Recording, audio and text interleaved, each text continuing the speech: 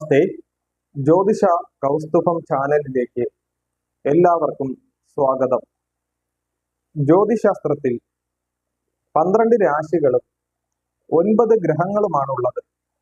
അതായത് ആദിത്യൻ, ചന്ദ്രൻ, ചൊവ്വ, രാഹു, വ്യാഴൻ, ശനി, ബുധൻ, കേതു, ശുക്രൻ, ഈ 9 ഗ്രഹങ്ങൾക്കും പല കാരകത്വങ്ങളാണ്. അതായത് വ്യത്യസ്തമായ കാരകത്വങ്ങളാണ് ഓരോ ഗ്രഹങ്ങൾക്കും ഉള്ളത്. ഇതിൽ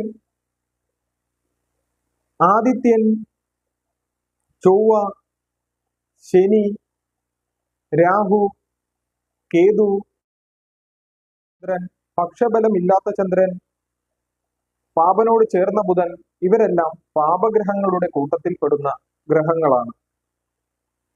ശുക്രൻ, വ്യാഴം, ബുധൻ, പക്ഷബലമുള്ള ചന്ദ്രൻ, ഇവരെല്ലാം ശുഭഗ്രഹങ്ങളുമാണ്. എന്നാൽ ശുഭനോട് ചേർന്ന് നിൽക്കുന്ന ശുഭത്വം ഉണ്ടാകുകയും ഫലമാകുന്നു. പക്ഷെ എന്നിരുന്നാലും ഈ 12 രാശികളിലും ഓരോ ഗ്രഹങ്ങൾക്കും പ്രത്യേക ബലങ്ങളുണ്ട്. ദിക്കുബലം, സ്ഥാനബലം എന്നൊക്കെ പറയാറുണ്ട്. അതിൽ സ്വക്ഷേത്രം, ഉച്ചക്ഷേത്രം, മൂലത്രികോണ രാശി എന്നിവയുണ്ട്. ഈ രാശികളിൽ നിൽക്കുന്ന ഗ്രഹങ്ങൾ ആ വ്യക്തിക്ക് പാപഫലങ്ങൾ നൽകുന്നില്ല. അപ്പോൾ നമ്മൾ ഇന്ന് ഈ വീഡിയോയിലൂടെ ചർച്ച ചെയ്യാൻ പോകുന്നത് ചൊവ്വ എന്ന ഗ്രഹത്തെ കുറിച്ചാണ്. ഇന്ന് വിവാഹ കാര്യങ്ങളിൽ വളരെ തടസ്സം സൃഷ്ടിക്കുന്ന ഒരു ഗ്രഹമാണ് ചൊവ്വ. എല്ലാ വ്യക്തികൾക്കും ചൊവ്വാദോഷം അനുഭവിക്കേണ്ടതായി വരുന്നില്ല. ചൊവ്വാദോഷം എന്നുള്ളൊരു വാക്ക് തന്നെ ജ്യോതിഷത്തെ സംബന്ധിച്ചിടത്തോളം പല ഗ്രന്ഥങ്ങളിലും ഇല്ലാത്തതാണ്. അത് പലരാൽ സൃഷ്ടിക്കപ്പെട്ട ഒരു വാക്കാണ് ചൊവ്വാദോഷം എന്നത്. ഓരോ രാശിക്കും ഓരോരോ ചിന്തകളാണ് നാം കൽപ്പിക്കേണ്ടത്. അതായത് നമ്മുടെ ലഗ്നം നിൽക്കുന്ന രാശി ദേഹസ്യ സൗഷ്ഠവം സ്വാസ്യം സ്ഥിതി ശ്രയോ യശസ്സുഖം എന്ന് പറയുന്നുണ്ട്. അപ്പോൾ നമുക്ക് ദേഹത്തിനെയൊക്കെ ചിന്തിക്കേണ്ടത് ലഗ്നഭാവം കൊണ്ടാണ്. ഇപ്പൊ ലഗ്നഭാവം കൊണ്ട് ദേഹത്തിൽ വന്നിരിക്കുന്ന പലവിധ ആരോഗ്യപരമായ പല കാര്യങ്ങളെയും ലഗ്നം കൊണ്ട് നമുക്ക് ചിന്തിക്കാവുന്നതാണ്. ഒരാളിന്റെ സ്ഥിതി, നിലനിൽപ്പ് മുതലായവയെല്ലാം ലഗ്നഭാവം കൊണ്ട് ചിന്തിക്കാവുന്നതാണ്. ഓരോ ഭാവത്തിനും ഓരോ ചിന്തകൾ ആചാര്യന്മാർ പറഞ്ഞു വെച്ചിട്ടുണ്ട്. 2-ാം ഭാവം ഭർത്തവ്യം അഖിലം വിത്തം വാണി ചച്ചുക്ഷ ദക്ഷിണം. ഭർത്തവ്യം അഖിലം വിത്തം, ഭരിക്കേണ്ടതായുള്ള അവസ്ഥ, വാക്ക് 2-ാം ഭാവം കൊണ്ട് ചിന്തിക്കണം. അഖിലം വിത്തം, ധനം 2-ാം ഭാവം കൊണ്ട് ചിന്തിക്കണം. വാണി ചച്ചുക്ഷ ദക്ഷിണം, കണ്ണ് ചിന്തിക്കേണ്ടതായിട്ട് വരാം. വലത്തെ കണ്ണ് ചിന്തിക്കേണ്ടതായിട്ട് വരാം. വിദ്യ ചിന്തിക്കേണ്ടതായിട്ട് വരാം. മുതലായ കാര്യങ്ങളെല്ലാം 2-ാം ഭാവം കൊണ്ട് ചിന്തിക്കേണ്ടതായിട്ട് വരാം. അതുപോലെ ഒരു വ്യക്തിയുടെ വിവാഹ കാര്യങ്ങൾ ചിന്തിക്കേണ്ടത് 7-ാം ഭാവം കൊണ്ടാണ്.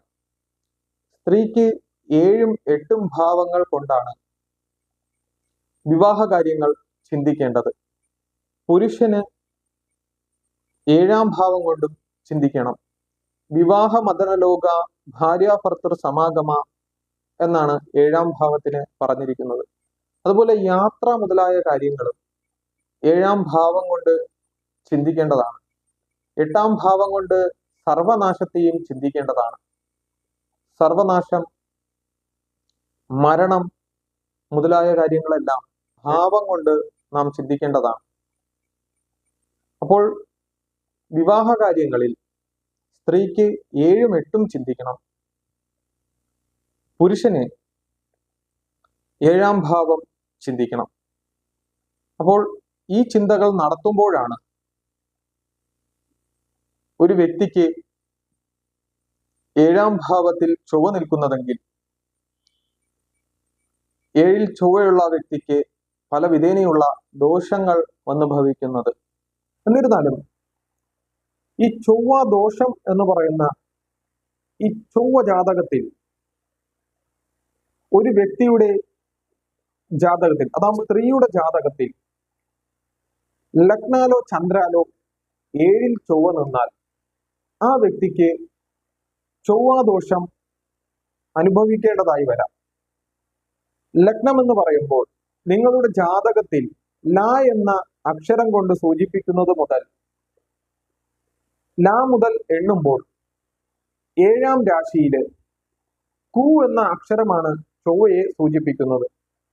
കു ഏഴാം രാശിയിൽ നിന്നാൽ നിങ്ങൾക്ക് ചൊവ്വാദോഷമുണ്ട്. അതുപോലെ എട്ടാമത്തെ രാശി സ്ത്രീ ജാതകത്തിലാണെങ്കിൽ 7ഉം 8ഉം കു നിന്ന് കഴിഞ്ഞാൽ നിങ്ങൾക്ക് ചൊവ്വാദോഷമുണ്ട്. അതുപോലെ ചില വ്യക്തികൾക്ക് ലഗ്നത്തിന്റെ 7ഉം 8ഉം ശുദ്ധമാവാം, എന്നാൽ ചന്ദ്രന്റെ 7ലും 8ലും കു നിന്ന് കഴിഞ്ഞാൽ നിങ്ങൾക്ക് ചൊവ്വാദോഷമുണ്ട്. ജാതകത്തിൽ 7ലോ 8ലോ ഒരു ഭാവത്തിൽ ചൊവ്വ നിൽക്കുമ്പോൾ പലരും വിചാരിക്കും എനിക്ക് ചൊവ്വാദോഷമുണ്ട്. പക്ഷേ എങ്കിലും ഓരോ രാശിക്കും വ്യത്യസ്തമായ ഫലങ്ങളാണ് ചൊവ്വ നൽകുന്നത്. അതായത് ചൊവ്വയുടെ സ്വക്ഷേത്രമായ മേടം, വൃശ്ചികം ഈ രാശികളിൽ ചൊവ്വാദോഷം ആ വ്യക്തിക്ക് അനുഭവിക്കേണ്ടതായി വരത്തില്ല. ഈ രാശിയിൽ ചൊവ്വ നിന്നാൽ ചൊവ്വാദോഷം പറയുവാൻ പാടില്ല. അതുപോലെ മകരം, കർക്കിടകം, മകരം രാശി ചൊവ്വയുടെ ഉച്ചക്ഷേത്രവും കർക്കിടകൻ രാശി നീചക്ഷേത്രവുമാണ്. ഈ ക്ഷേത്രങ്ങളിൽ ചൊവ്വ നിന്നാൽ ആ വ്യക്തിക്ക് ചൊവ്വാദോഷം പറയുവാൻ പാടില്ല. ഈ 4 രാശികളിൽ ചൊവ്വാദോഷം ഉണ്ടാകുന്നില്ല. എന്നിരുന്നാലും പല രീതിയിലുള്ള അനുകൂല ഫലങ്ങളായിരിക്കും ഈ രാശിയിൽ നിൽക്കുന്ന ചൊവ്വ ആ ജാതകന് ഉണ്ടാക്കുന്നത്. 12 രാശികൾ എന്ന് പറയുമ്പോൾ മേടം മുതൽ മീനം വരെയുള്ള രാശികൾ, ഈ രാശികൾ ഏതെങ്കിലും ഒന്ന് ലഗ്നമായി ജനിക്കുന്ന വ്യക്തികൾ, അതായത് ല എന്ന് സൂചിപ്പിക്കുന്ന അക്ഷരം, അതാണ് ലഗ്നം എന്ന് പറയുന്നത്. ആ ലഗ്നം മുതലാണ് നമ്മുടെ ജീവിതത്തിന്റെ ഗതി നിർണയിക്കുന്നത്. അപ്പം ലഗ്നം മുതൽ ലഗ്നം 1, 2, 3, 4, 5, 6, 7, സ്ത്രീ ജാതകത്തിൽ 8. സ്ത്രീ ജാതകത്തിൽ പൊരുത്തം നോക്കുമ്പോൾ 7ഉം 8ഉം ഭാവങ്ങൾ ചിന്തിക്കണം. സ്ത്രീ ജാതകത്തിൽ 7ലാണ് ചൊവ്വ നിൽക്കുന്നതെങ്കിൽ ആ കുട്ടിക്ക് ചൊവ്വ നിൽക്കുന്നത് മൂലമുള്ള പല ദോഷങ്ങളും ഉണ്ടാകുവാൻ സാധ്യതയുണ്ട്. അതുപോലെ 8ാം രാശിയിലാണ്, ലഗ്നത്തിന്റെ 8ാം രാശിയിലാണ് ചൊവ്വ നിൽക്കുന്നതെങ്കിൽ ആ കുട്ടിക്ക് ചൊവ്വാദോഷമുണ്ട്. അതുപോലെ ചന്ദ്രന്റെ 7ലും 8ഉം നിർണയിക്കേണ്ടതാണ്. പുരുഷ ജാതകത്തിൽ ലഗ്നത്തിന്റെയോ ചന്ദ്രന്റെയോ 7ൽ ചൊവ്വ നിൽക്കുകയും സ്ത്രീ ജാതകത്തിൽ 7ലും 8ലും ലഗ്നാൽ 7ലും 8ലും ചൊവ്വ ഇല്ലാതെ വരികയും ചന്ദ്രാലും 7ലും 8ലും ചൊവ്വ ഇല്ലാതെ വരികയും ചെയ്താൽ പലവിധ ക്ലേശങ്ങളായിരിക്കും ദാമ്പത്തിക ജീവിതത്തിൽ ഇവർക്ക് ഉണ്ടാകുന്നത്. ഉദാഹരണമായി അടിപിടികൾ, വഴക്ക് മുതലായവ നിത്യവും ഉണ്ടാകേണ്ടതായ സാഹചര്യങ്ങൾ വന്നു ഭവിക്കേണ്ടതായി വരാം. നിസ്സാര കാര്യങ്ങൾക്ക് വേണ്ടി അടികളായിരിക്കും. അടി ഉണ്ടാകുവാൻ വളരെ സാധ്യത കൂടുതലാണ്. യാത്രാ തടസ്സം, യാത്രക്കിടയിലുള്ള വീഴ്ച മുതലായവയെല്ലാം പറയേണ്ടതായി വരാം. സ്വദേശത്ത് മടങ്ങി വരാത്ത അവസ്ഥയുണ്ടാകാം.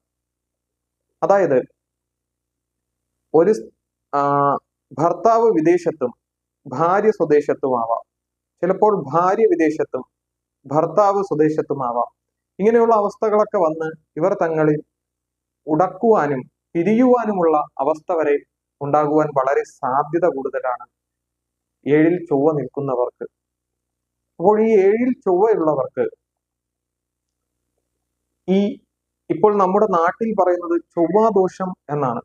അപ്പൊ ഈ ചൊവ്വാദോഷം എന്ന വാക്ക് കൊണ്ട് സൂചിപ്പിക്കുമ്പോൾ വെടിയുണ്ടകൾ, തീക്കട്ടകൾ, വെടിക്കുള്ള കോപ്പുകൾ, അടിയും പിടിയും വക്കാണ് എന്നാണ് ചൊവ്വയെ കൊണ്ട് പറഞ്ഞിരിക്കുന്നതായ കാരകത്വങ്ങൾ. വെടിയുണ്ടകൾ, തീക്കട്ടകൾ, അടിപിടി, വഴക്ക്, വെടിവെപ്പ് മുതലായവ വരെ നടക്കുവാൻ സാധ്യത വളരെ കൂടുതലാണ് എന്ന് തന്നെ പറയുന്നു. ഏഴിലെ ചൊവ്വ എപ്പോഴും പ്രശ്നകാരകൻ അല്ല. കാര്യം ചൊവ്വ ദശ അപഹാര കാലഘട്ടങ്ങളിലാണ് ഓരോ ഗ്രഹങ്ങളും അവരവരുടെ പാപത്വമായ ഫലവും ശുഭമായ ഫലവും മനുഷ്യരിലേക്ക് എത്തിക്കുന്നത്. അപ്പോൾ ഇപ്പം വിവാഹം കഴിഞ്ഞു, എനിക്ക് ജാതകത്തിൽ ചൊവ്വാദോഷം ഉണ്ടായിരുന്നു, മറുജാതകത്തിൽ ചൊവ്വാദോഷം ഇല്ലായിരുന്നു, പിന്നെ എങ്ങനെയാണ് ഞങ്ങൾ യോജിച്ചു പോകുന്നതെന്ന് പലരും ചോദിക്കാറുണ്ട്. അവരോടൊക്കെ പറയാനുള്ളത്, ചില നക്ഷത്ര ജാതകർക്ക് നേരത്തെ ചൊവ്വാദശ കഴിയുന്നതാണ്. ഉദാഹരണമായി സ്ത്രീ ജാതകത്തിൽ ചൊവ്വാദശ കഴിഞ്ഞു, സർപ്പനും കഴിഞ്ഞു, വ്യാഴദശ ആരംഭിച്ചു. പുരുഷ ജാതകത്തിൽ സർപ്പദശ ആരംഭിച്ചു എന്ന് വിചാരിക്കാം. ദാമ്പത്തികപരമായ ദോഷങ്ങൾ ഇവർക്ക് ഉണ്ടാകത്തില്ല. ഉദാഹരണമായി ഏഴിൽ ചൊവ്വ നിൽക്കുന്ന ഒരു സ്ത്രീ ജാതകം എടുക്കാം. ആ സ്ത്രീയുടെ ജാതകത്തിൽ ഏഴിൽ നിൽക്കുന്ന ചൊവ്വയുടെ ദശാകാലഘട്ടം കഴിഞ്ഞു. മറുജാതകമായ പുരുഷന്റെ ജാതകത്തിൽ ഏഴിൽ ചൊവ്വയില്ല, എന്നാൽ ചൊവ്വ ദശ വരാൻ പോകുകയാണ്. ചൊവ്വ 11ലുമാണ് നിൽക്കുന്നത് എന്നിരിക്കട്ടെ. ഇങ്ങനെയുള്ള സമയത്ത് ആ വ്യക്തിക്ക് കുടുംബകലഹം മുതലായവ അനുഭവിക്കേണ്ടതായി വരത്തില്ല. കാര്യം ആ ദശ അപഹാര കാലഘട്ടങ്ങളിലാണ് ഈ ഗ്രഹങ്ങൾക്ക് കൂടുതലും ശക്തി ഉണ്ടാകുന്നത്. അത് കഴിയുമ്പോൾ അടുത്തു വരുന്ന ദിശയുമായി ബന്ധപ്പെട്ടുള്ള കാരകത്വ ഫലങ്ങളായിരിക്കും നമുക്ക് അനുഭവിക്കേണ്ടത്. അതുകൊണ്ട് ചൊവ്വാദോഷമുള്ള പലരും ഇന്ന് ഈ ഭൂമിയിൽ ജീവിക്കുന്നുണ്ട്. പക്ഷേ ഇവർക്കാർക്കും ഈ പറഞ്ഞതുപോലെ ഏഴിൽ ചൊവ്വ നിന്നതുകൊണ്ട് ഈ ഫലമൊന്നും വന്നില്ല എന്നുകൂടി പറയുന്നുണ്ട്. അതിന്റെ കാരണം അവരുടെ ദശാപഹാര കാലഘട്ടങ്ങൾ കഴിഞ്ഞു പോയത് കൊണ്ടാണ്. ചൊവ്വ ഒരു ക്രൂരഗ്രഹവുമാണ്, യുദ്ധത്തിന്റെ കാരകനുമാണ്. അടുക്കള, അഗ്നി മുതലായവയെല്ലാം ചിന്തിക്കേണ്ടത് ചൊവ്വയെ കൊണ്ടുമാണ്. ചൊവ്വ ദശ തുടങ്ങുമ്പോൾ ഓരോ ജാതകനും അഗ്നിയുമായി ബന്ധപ്പെട്ടുള്ള തൊഴിൽ ചെയ്യുവാൻ വളരെ സാധ്യത കൂടുതലാണ്. അതായത് ഹോട്ടൽ മുതലായവ, ആല മുതലായവയിൽ നിന്നും ലാഭമുണ്ടാവുക, സൈന്യം, പോലീസ് മുതലായവയിൽ ജോലി ചെയ്യാനുള്ള യോഗം ഒക്കെ ഉണ്ടാവാം. അതുപോലെ ഭൂമി ബിസിനസ് മുതലായവയിൽ നിന്നും ലാഭം ഉണ്ടാകുവാൻ വളരെ സാധ്യത കൂടുതലാണ്. ഈ പറഞ്ഞതെല്ലാം ചൊവ്വയ്ക്ക് ജാതകത്തിൽ ബലമുണ്ടായാൽ മാത്രമേ ഉണ്ടാകത്തുള്ളൂ. ബലഹീനത്വമുള്ള ചൊവ്വാദശാ കാലഘട്ടമാണെങ്കിൽ, അതായത് ശത്രുക്ഷേത്രസ്ഥിതൻ ആയിട്ട് നിൽക്കുന്ന ചൊവ്വയുടെ ശത്രുക്ഷേത്രങ്ങൾ ബുധന്റെ രാശിയായ മിഥുനം, കന്നി എന്നിവയാണ്. ഈ രാശിയിലൊക്കെ നിന്ന് കഴിഞ്ഞാൽ ശത്രുക്കളോടൊപ്പം നിന്ന് തൊഴിൽ ചെയ്യേണ്ടതായിട്ടുള്ള അവസ്ഥയുണ്ടാകാം. തൊഴിലിൽ ആരും നമ്മളെ അംഗീകരിക്കാത്ത അവസ്ഥയും വേണ്ടത്ര പുരോഗതിയും തൊഴിലിൽ കൈവരിക്കുവാൻ സാധിക്കാത്ത അവസ്ഥ വരെ ഉണ്ടാകുവാൻ വളരെ സാധ്യത കൂടുതലാണ്. ഇടവിട്ട് പനി, ദേഹത്തിന് പൊള്ളലേൽക്കുക, ചതവ്, മുറിവ് എന്നിവയെല്ലാം ഉണ്ടാകുവാനും വളരെ സാധ്യത കൂടുതലാണ്. ശത്രുവിൽ നിന്നുള്ള ആക്രമണം മുതലായവ വരെ ബലഹീനത്വമുള്ള ചൊവ്വാദശാകാലത്ത് പറയണം. ചൊവ്വ ദോഷപരിഹാരത്തിനായി നാം ചെയ്യേണ്ടത്, മേടം മുതൽ മീനം വരെയാണ് രാശികളെന്ന് നിങ്ങൾക്കറിയാമല്ലോ. അതായത് മേടം, ഇടവം, മിഥുനം, കർക്കിടകം, ചിങ്ങം, കന്നി, തുലാം, വൃശ്ചികം, ധനു, മകരം, കുംഭം, മീനം. ഈ 12 രാശികളിൽ നിങ്ങൾ മനസ്സിലാക്കുമ്പോൾ മേടം രാശി ഓജരാശിയും ഇടവൻ രാശി യുഗ്മരാശിയുമാണ്. അടുത്ത് മിഥുനം രാശി ഓജരാശിയും കർക്കിടകൻ രാശി യുഗ്മരാശിയും ചിങ്ങൻ രാശി ഓജരാശിയുമാണ്. അങ്ങനെ ഓജം യുഗ്മം ഒന്നിടവിട്ട് വരുമ്പോൾ ഓജരാശിയിലാണ് നിങ്ങളുടെ ചൊവ്വ നിൽക്കുന്നതെങ്കിൽ സുബ്രഹ്മണ്യ പ്രീതി വരുത്തേണ്ടതാണ്. സുബ്രഹ്മണ്യന് പഞ്ചാമൃത അഭിഷേകം, സുബ്രഹ്മണ്യ സ്വാമി ക്ഷേത്ര ദർശനം, സുബ്രഹ്മണ്യ സ്വാമി ക്ഷേത്രത്തിൽ ചുറ്റുവിളക്കുകൾ നടത്തുക, സുബ്രഹ്മണ്യ സ്വാമിക്ക് ഭസ്മാഭിഷേകം മുതലായവ നടത്തുന്നത് വളരെ ഉത്തമമായിരിക്കും. യുഗ്മരാശിയിലാണ് ചൊവ്വ സ്ഥിതി ചെയ്യുന്നതെങ്കിൽ ആ ചൊവ്വയുമായി ബന്ധപ്പെട്ടത് അതാവുമ്പോൾ യുഗ്മരാശിയിൽ നിൽക്കുമ്പോൾ ദേവി, ഭദ്രകാളി മുതലായവരെയൊക്കെ ചിന്തിക്കേണ്ടതാണ്. അപ്പൊ ദേവീ ക്ഷേത്രത്തിൽ കുങ്കുമാർച്ചന, നാരങ്ങാ വിളക്ക് നടത്തുന്നതും ചുറ്റുവിളക്ക് നടത്തുന്നതും ഒക്കെ വളരെ ഉത്തമമായിരിക്കും. സുബ്രഹ്മണ്യ സ്വാമി ക്ഷേത്രങ്ങളിൽ ദർശനം നടത്തുന്നതും ഈ ജാതകർക്ക് വളരെ ഉത്തമമാണ്. ഉദാഹരണമായി പളനിമല ക്ഷേത്രവും